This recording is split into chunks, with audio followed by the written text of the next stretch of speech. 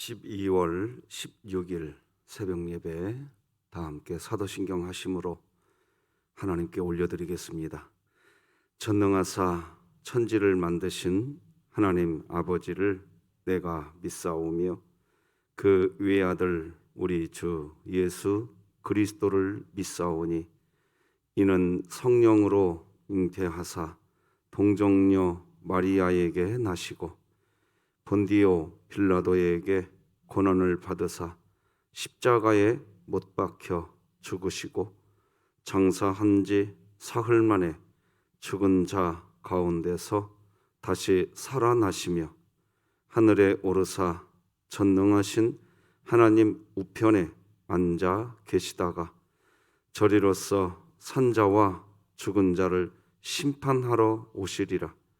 성령을 믿사오며 거룩한 공회와 성도가 서로 교통하는 것과 죄를 사하여 주시는 것과 몸이 다시 사는 것과 영원히 사는 것을 믿사옵나이다. 아멘. 우리 찬송가 280장 하나님께 올려드리겠습니다.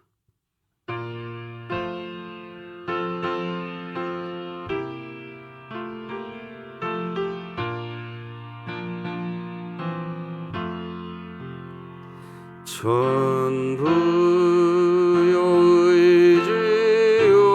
의지옵소서 손 들고 옵니다. 주 나를 외면하시면 나 어디 가리까. 내 죄를 씻기 위하여 피 흘려 주시니 곧 회개하는 마음으로 주 앞에 옵니다. 전부터 계신 주께서 용축을 죄인을 보혈로 그해 주시니 그 사랑 한없네.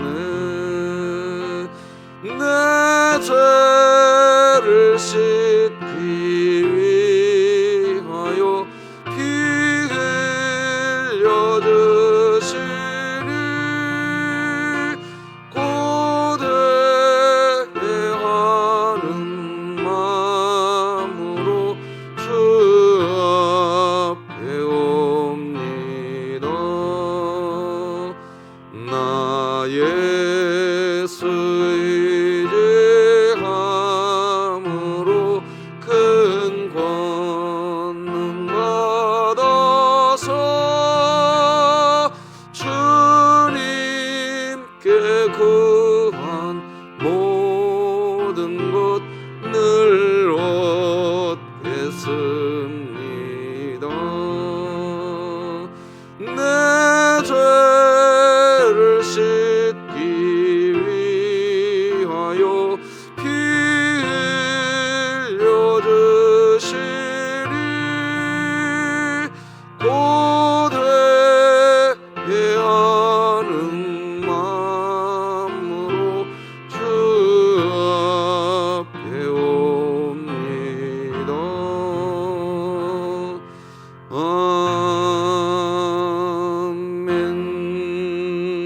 아멘. 오늘 함께 나눌 하나님의 말씀은 구약성경 요엘 1장 13절에서 마지막 20절까지 요엘 1장 13절에서 마지막 20절까지 한 절씩 교독하시겠습니다. 하나님의 말씀입니다. 제사장들아 너희는 굵은 배로 동이고 슬피 울지어다. 제단에 수종드는 자들아 너희는 울지어다. 내 하나님께 수종드는 자들아 너희는 와서 굵은 베옷을 입고 밤이 새도록 누울지어다. 이는 소제와 전제를 너희 하나님의 성전에 드리지 못함이로다. 너희는 금식일을 전하고 성회를 소집하여 장로들과 이 땅의 모든 주민들을 너희 하나님 여호와의 성전으로 모으고 여호와께 부르짖을지어다. 슬프다 그 날이여, 여호와의 날이 가까웠나니 곧 멸망같이 전능자에게로부터 이르리로다. 먹을 것이 우리 눈앞에 끊어지지 아니하였느냐? 기쁨과 즐거움이 우리 하나님의 성전에서 끊어지지 아니하였느냐? 씨가 흙덩이 아래에서 썩어졌고 창고가 비었고 곳간이 무너졌으니 이는 곡식이 시들었음이로다. 가축이 울부짖고 소떼가 소란하니 이는 꼴이 없음이라. 양떼도 피곤하도다. 여호와여, 내가 주께 부르짖으오니 불이 목장의 풀을 살랐고 불꽃이 들의 모든 나무를 살랐음이니이다. 들짐승도 주를 향하여 헐떡거리오니 시내가 다 말랐고 들의 풀이 불에 탔음이니이다. 아멘. 하나님께 올려진 감사의 물이 있습니다. 우리 잠시 기도하십시다. 하나님 아버지, 감사합니다. 하나님 안에 자녀로 살아가다가 하나님께 참 감사하다. 오늘은 하나님께 감사의 고백을 드리고 싶어.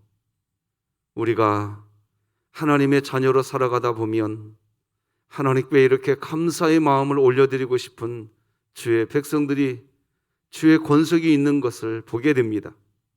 하나님, 오늘도 이렇게 하나님을 향하여 감사한 마음이 있어서 귀한 예물을 마음에 담아 하나님께 올리는 손길이 있습니다. 흠양하여 주시고 감사가 또 다른 감사를 낳으며 감사가 찬송이 되고 찬송이 주의 권능이 되고 권능이 하나님의 역사가 되어지는 그런 인생을 살게 하여 주시옵소서. 흠양하실 하나님께 영광 올려드리오며 예수님의 이름으로 기도드립니다. 아멘.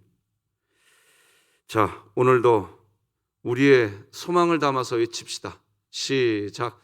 하나님의 말씀이 나를 신방하게 하라. 이 또한 지나가리라. 아멘. 자, 우리의 간절한 기도입니다. 시작. 주여, 주님의 뜻을 이루시고 이 땅을 코로나로부터 회복시켜 주소서.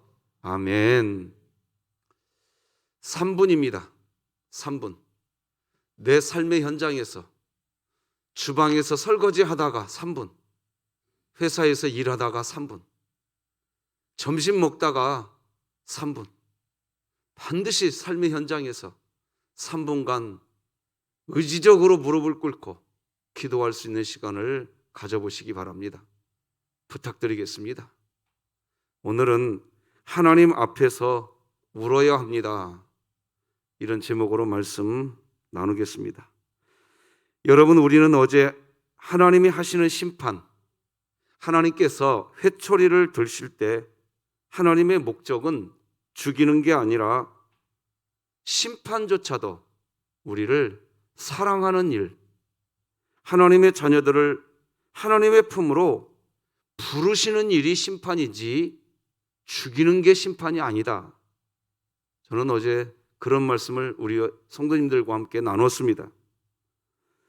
그런데 이렇게 생각하실 수 있습니다. 아니, 목사님, 성경책을 보면, 특히 구약 성경을 보면 목사님은 아무리 하나님의 심판이 사람을 사랑하는 일이라고 하지만 제가 볼 때는 구약 성경 특히 보면 하나님이 심판하실 때 많은 사람이 죽던데요.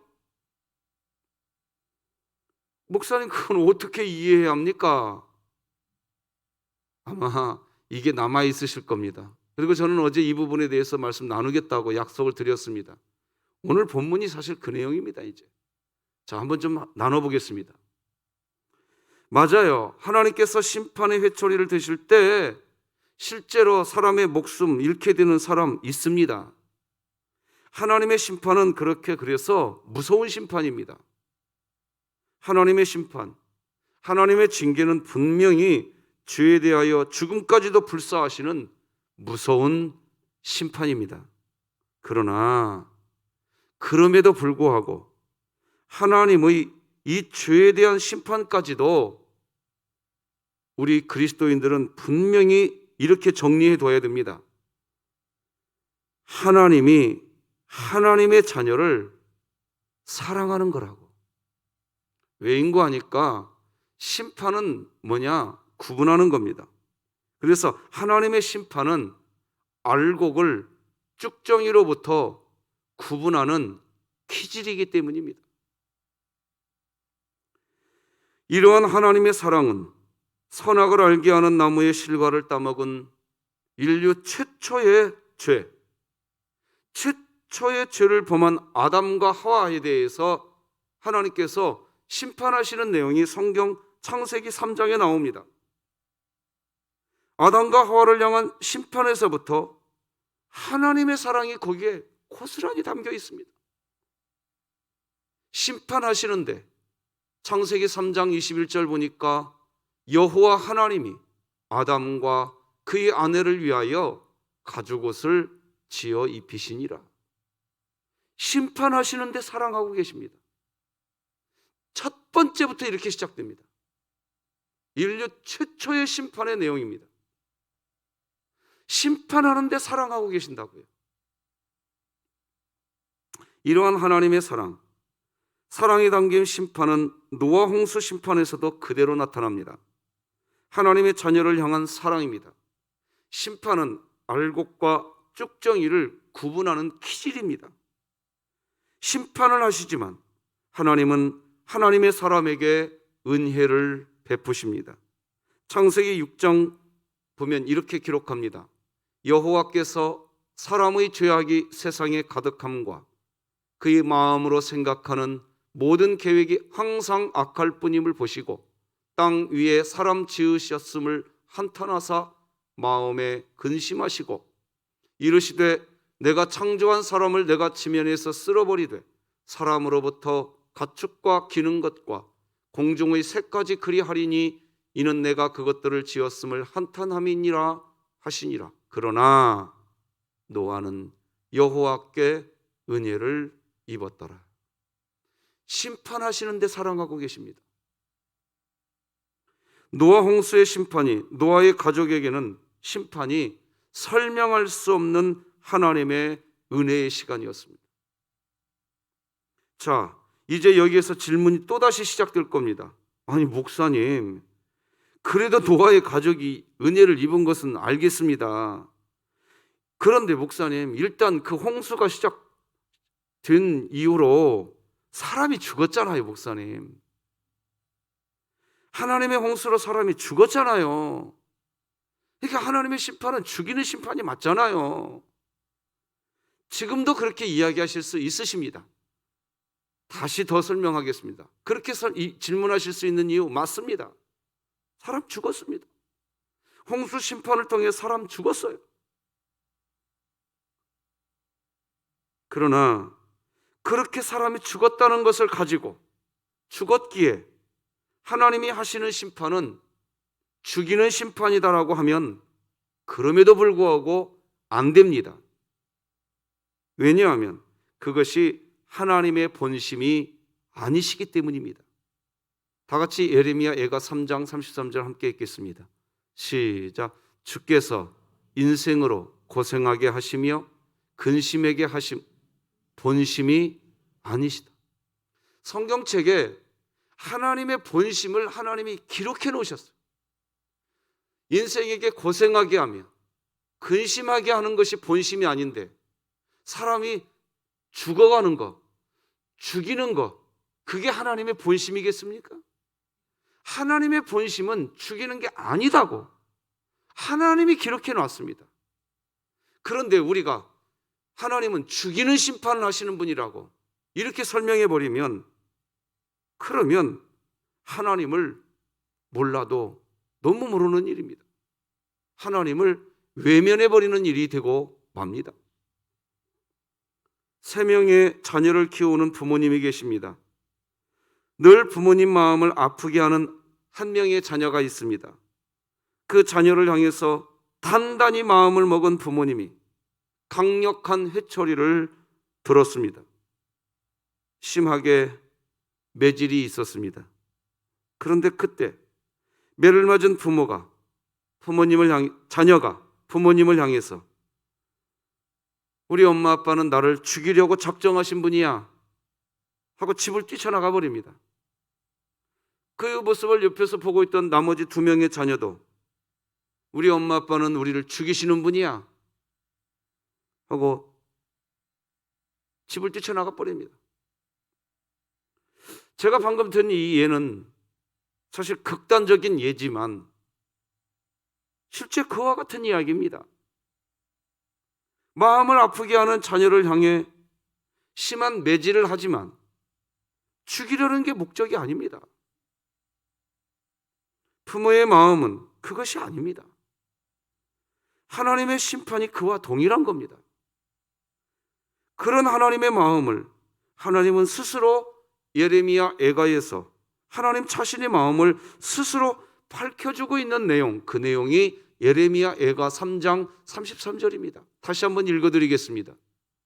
주께서 인생으로 고생하게 하시며 근심하게 하심은 본심이 아니시로다.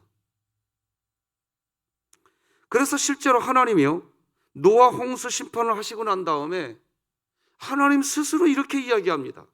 너무나 마음이 아프셨어요. 사람이 죽었거든요. 죽이는 게 본심이 아닌데 너무나 많은 사람이 죽었거든요. 그래서 창세기 9장 11절 보니까 내가 너희와 언약을 세우리니 다시는 모든 생물을 홍수로 멸하지 아니할 것이라. 땅을 멸할 홍수가 다시 있지 아니하리라.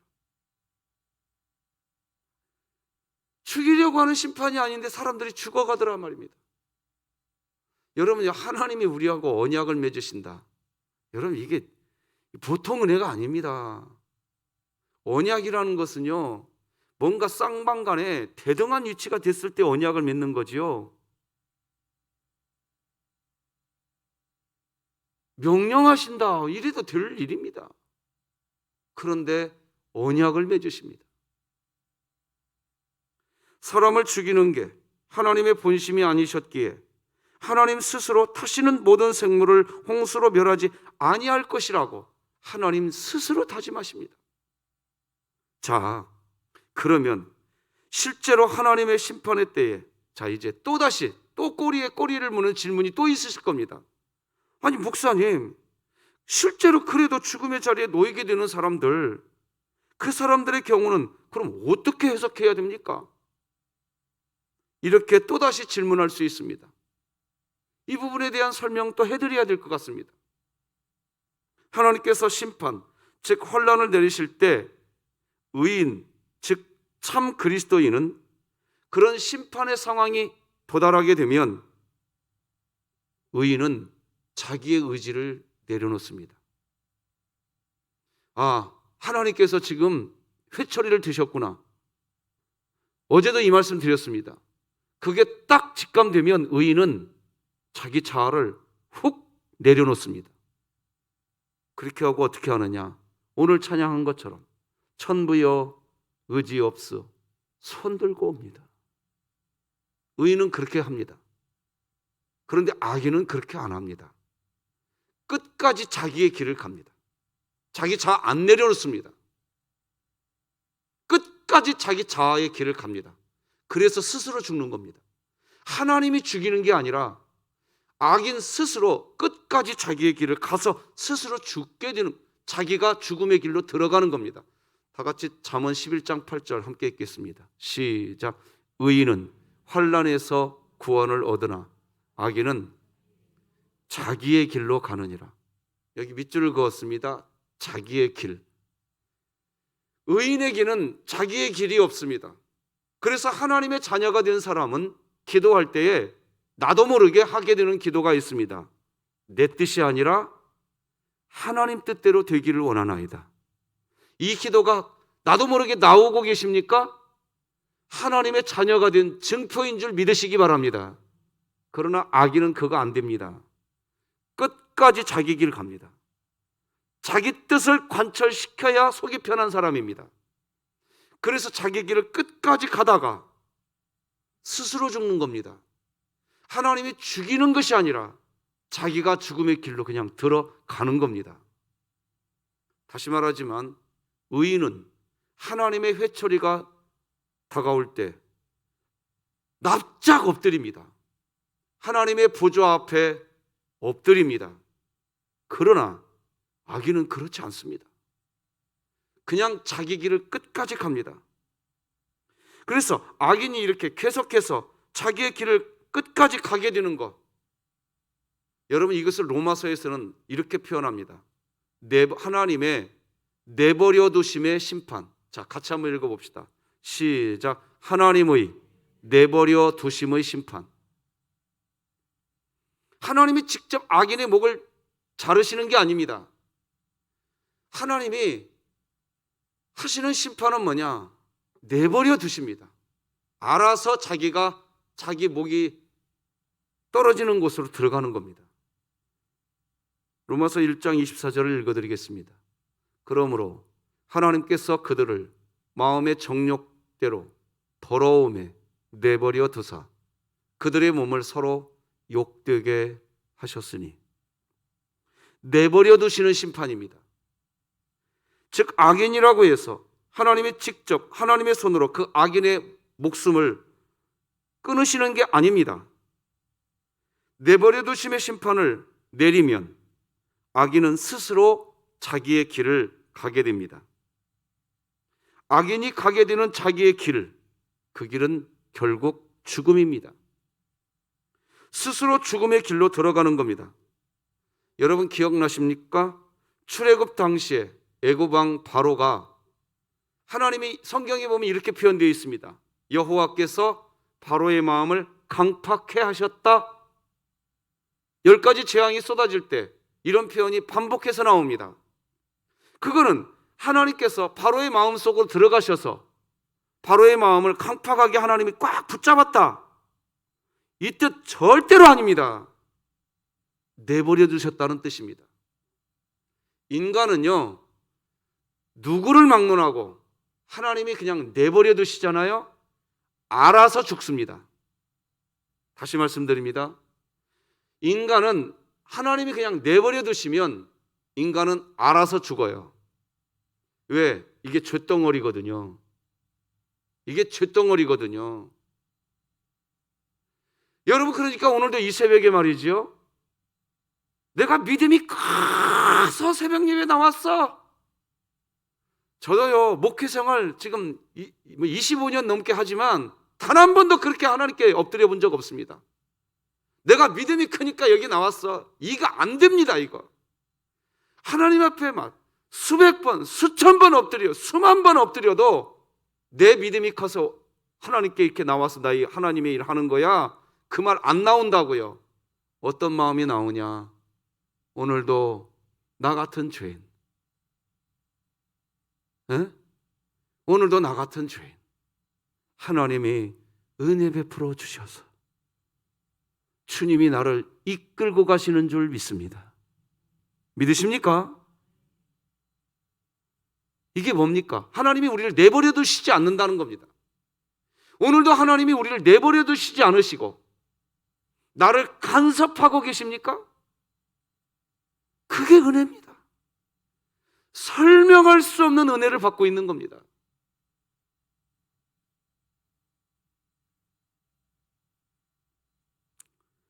그러므로 하나님이 심판을 통해서, 하나님은 죽이려는 일을 하시는 분이다, 여러분 그렇게 말하면 안 됩니다. 스스로 자기가 죽는 겁니다. 스스로 자기가 죽음의 자리에 들어가서 자신이 죽음을 맞이하는 겁니다. 그래서 악인은 땅에 거하지 못하게 됩니다. 잠언 말씀 10장과 24장 말씀 같이 한번 읽어봅시다.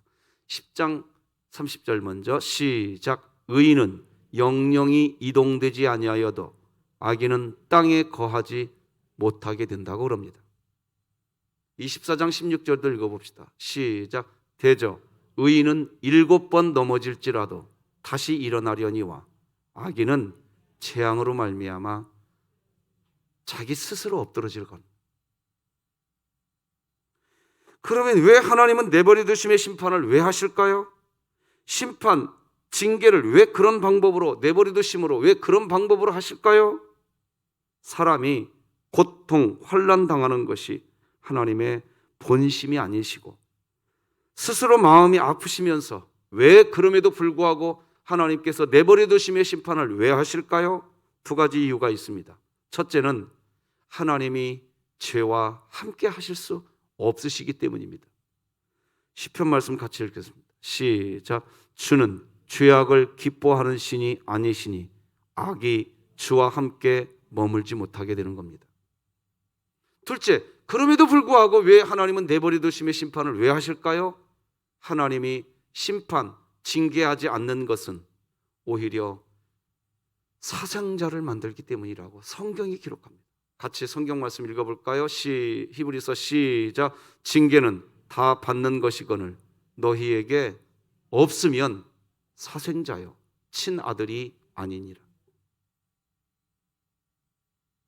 이 부분은 좀 더 설명해야 될 내용이 있는데 오늘 본문을 다뤄야 되기 때문에 여기까지만 설명하고 나중에 기회가 되면 다시 이 히브리서 말씀은 다시 메시지 나누는 걸로 하겠습니다. 자, 오늘 말씀을 저는 하나님 앞에서 울어야 합니다라고 했습니다. 여러분 다시 잠언 11장 8절 다시 한 번 더 읽어봅시다. 시작. 의인은 환난에서 구원을 얻으나 악인은 자기의 길로 가느니라. 저는 밑줄을 좀 그어봤어요. 의인은 환난에서 구원을 받는다고 합니다. 하나님의 심판, 환난의 때에 왜 의인, 즉 참 그리스도인은 구원을 받게 되는 것일까요? 하나님이 하시는 심판 앞에 선 의인은 자기 자신을 내려놓고 하나님 앞에서 엉엉 울기 때문에 의인은 환난에서 구원받는 겁니다. 의인은요, 하나님의 회초리가 다가오면 하나님 보좌 앞에 엎드려서 엉엉 울게 돼 있습니다. 돼 있습니다. 그게 됩니다. 그게 누가 시키지 않아도 그렇게 됩니다. 아, 하나님이 지금 나를 향해서 회초리를 드셨구나. 그게 느껴지면 의인은 그냥 가만히 있을 수가 없습니다. 하나님 앞에 나갈 수밖에 없습니다. 내 영혼이 그냥 나를 그렇게 이끌어 갑니다. 아무리 바빠도 바쁜 일 접어두고 아니야, 나 오늘은 하나님께 가야 돼. 그게 됩니다. 그게. 그래서 의인은 환난에서 벗어나게 되는 겁니다. 심판 때에 살게 되는 것입니다. 그런데 그렇게 우는 것도 우리의 자아가 아닙니다. 우리 속에 계신 성령 하나님께서 탄식 가운데에 우리를 이끌고 있는 은혜인 줄 믿으시기 바랍니다. 회개도 은혜입니다. 어제 우리는 하나님의 심판이 임하게 될 것을 예언하는 내용의 말씀 나눴습니다. 하나님의 심판이 임하면 강력하고 확실한 심판이 임한다는 것을 1장 4절에서 읽었습니다. 팥종이가 남긴 것을 메뚜기가 먹고 메뚜기가 남긴 것을 느치가 먹고 느치가 남긴 것을 황충이 먹었다. 그러니까 곡식을 그냥 사거리 벌레들이 다 먹어버렸다는 얘기입니다. 하나님이 심판을 하시면 강력한 심판을 하십니다. 무서운 겁니다. 예사로운 심판이 아닙니다. 그런데요, 어제도 나눈 것처럼 하나님이 4절에서 심판하시겠다. 여러분, 사실은 요엘서는 심판에 대한 이야기인데요, 요엘서 1장만 봐도 심판하신다, 이렇게 심판하겠다 내용은 1장 4절에 딱 딸랑 한 절 나옵니다. 그리고 5절부터 무슨 말이 나오기 시작하냐, 이렇게 기록합니다. 바로 이어서 취하는 자들아 너희는 깨어 울지어다. 포도주를 마시는 자들아 너희는 울지어다.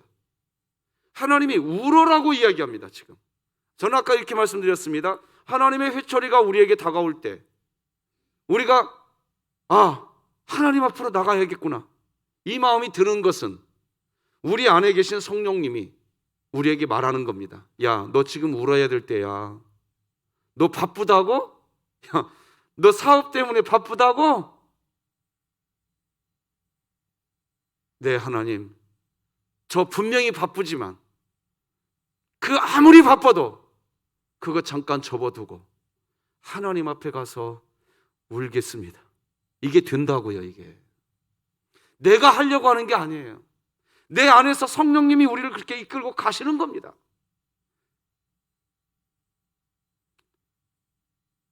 그렇게 돼 있습니다. 가끔 가다가 평일날 보면요, 우리 교회에 희한한 일들 벌어집니다. 분명히 이 시간에 여기 와 있을 분이 아닌데 본당에 와서 기도하시는 분들이 계세요. 아니, 성도님, 지금 여기 와 있을 시간이 아닌데요. 그런데 교회 와서 기도하고 계세요. 어떻게 지금 와서 지금 이러고 계세요? 목사님, 제가 지금 기도해야 될 때입니다. 여러분, 우리 교회에 이런 분들이 한두 분 계시는 게 아니에요. 왜 그럴까요? 그분들이 시간이 남아 돌아서 그럴까요? 아니에요.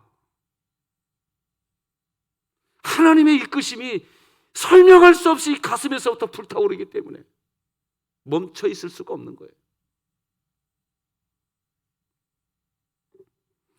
아니, 심판을 내리시겠다고 작정하신 하나님께서 줄곧 요엘서 1장에서 계속해서 반복해서 이야기하는 게 뭐냐?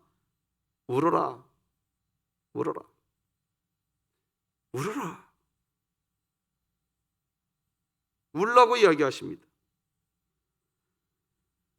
4절에서 심판 얘기하더니 갑자기 5절에서 울으라고부터 이야기하십니다. 왜요? 하나님의 본심은 인생이 고생하는 게 본심이 아니거든요. 그래서 하루라도 빨리 그 고생하는 자리에서 벗어나게 해주려고 울으라고 얘기하시는 거예요.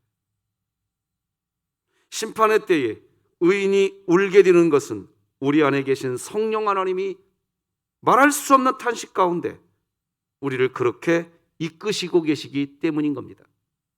실제 그렇게 됩니다. 의인, 참 그리스도인은 하나님의 하시는 심판의 자리에 놓이게 될 때 곧바로 하나님 앞에서 울게 됩니다.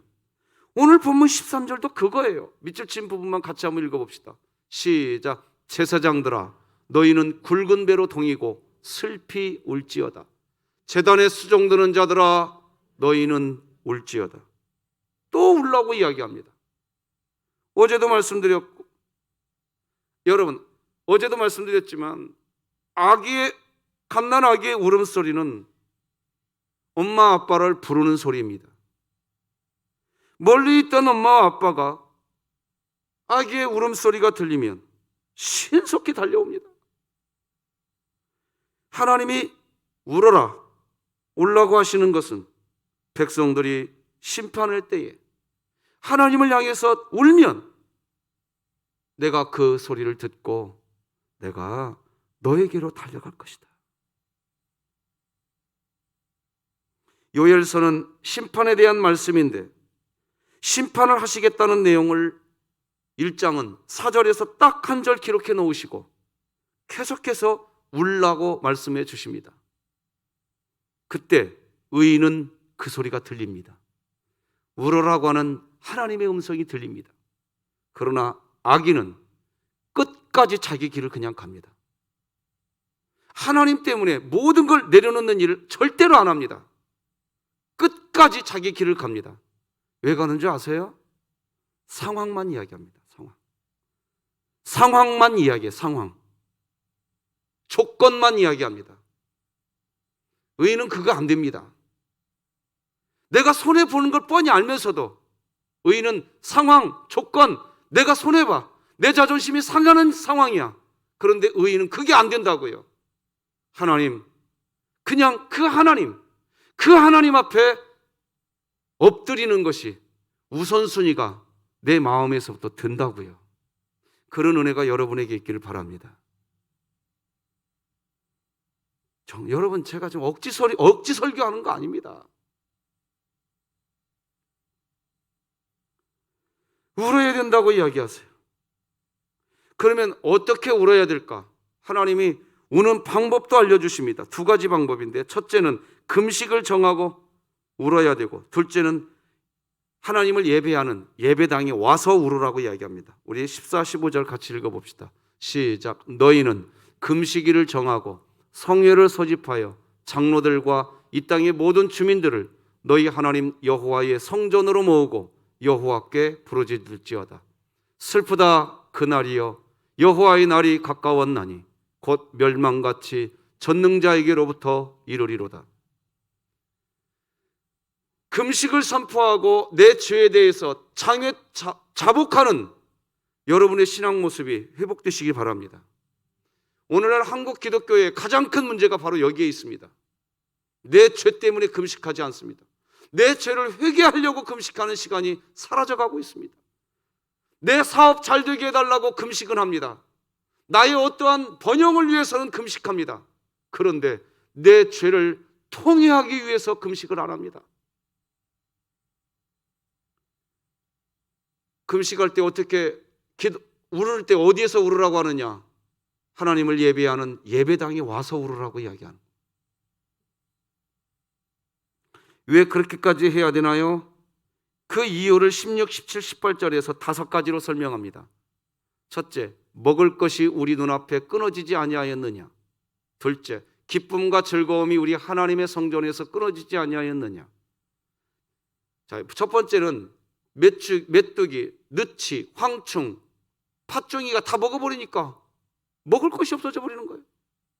둘째, 예배당에 와도 기쁨이 빨리 아셔야 돼요. 하나님을 예배하는 예배의 자리, 예배당에 왔는데도 즐거움이 없는 그리스도인들이 있어요. 예배당에 왔는데 기쁨이 없어요. 지금 심판받고 있다는 걸 빨리 아셔야 됩니다. 근데 그거 알게 됩니다. 자기 자신이. 누가 가르쳐주지 않아도. 셋째, 씨가 흙덩이 아래에서 썩어졌고, 넷째, 창고가 비었고 곡간이 무너졌으니 이는 곡식이 시들었음이로다. 다섯째, 가축이 울부짖고 소떼가 소란하니 이는 꼴이 없음이라. 양떼도 피곤하도다. 꼴이 없죠.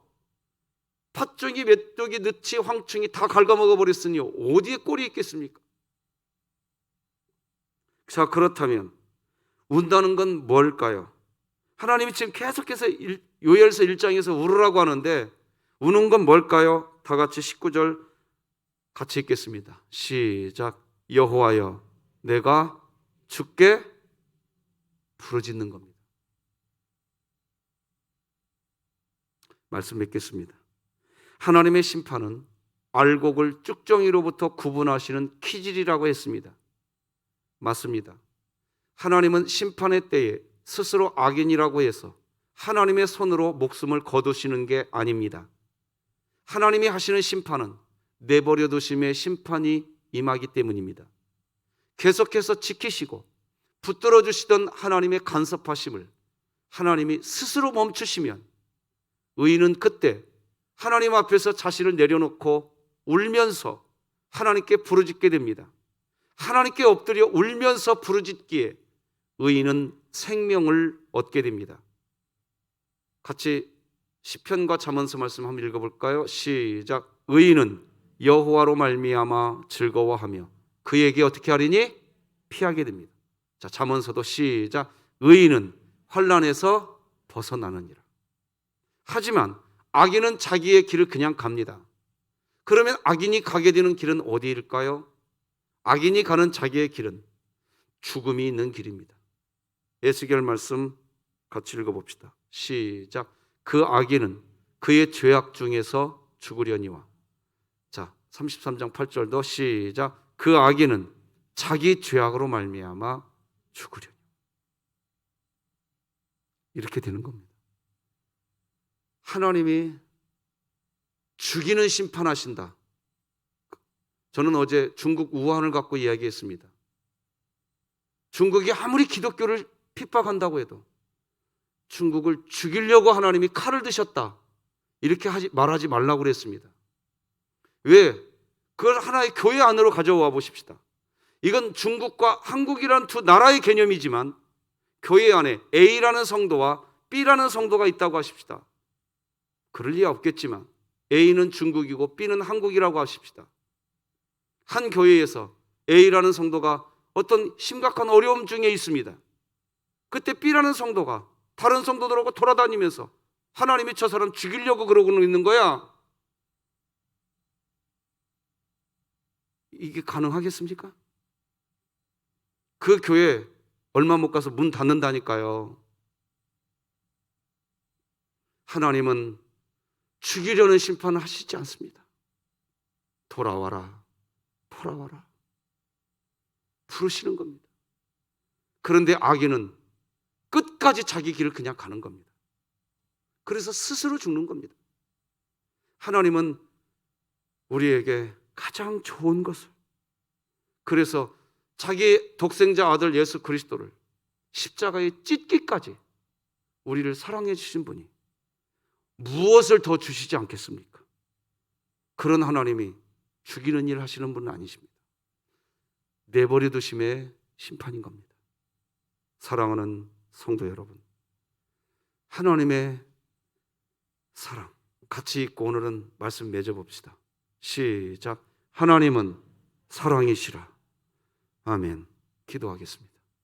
하나님 아버지 감사합니다.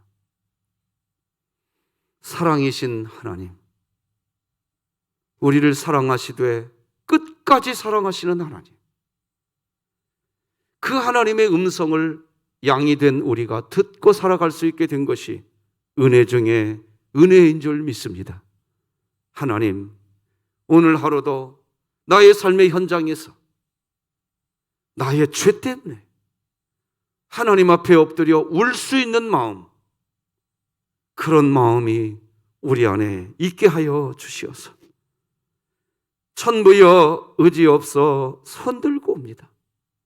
하나님께 내 인생을 맡기고 하나님 안에서 살아가는 우리들이 되게 하여 주시옵소서.